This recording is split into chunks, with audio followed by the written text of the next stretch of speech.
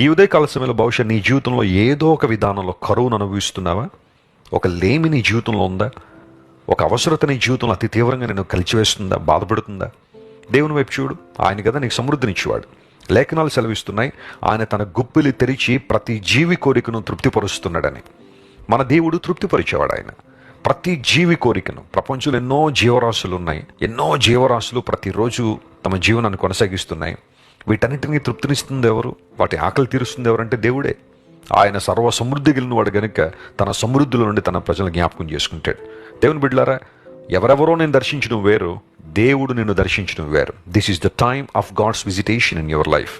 When you humble yourself, నిన్ను నీవు తగ్గించుకుని వినమ్రతతో దేవుని వైపు చూచినప్పుడు, ఆహారం ఇచ్చుటకు సామర్థ్యం కలిగిన వాడని, సమృద్ధినిచ్చుటకు సామర్థ్యం కలిగిన వాడని దేవుని వైపు నువ్వు తిరగలిగితే, ఆయన నిన్ను దర్శించి సమృద్ధితో నింపి తన శాంతిని, సంతోషాన్ని, సమాధానాన్ని, ఆధ్యాత్మిక దీవెనలు నీకు ఇచ్చి అనేక మందికి ప్రయోజనకరంగా, దీవెనకరంగా, ఆశీర్వాదకరంగా దేవుడు నిన్ను మార్చబోతున్నారు. నమ్మిన వారు దేవునికి స్తోత్రం చెల్లిద్దాం. హల్లెలూయా.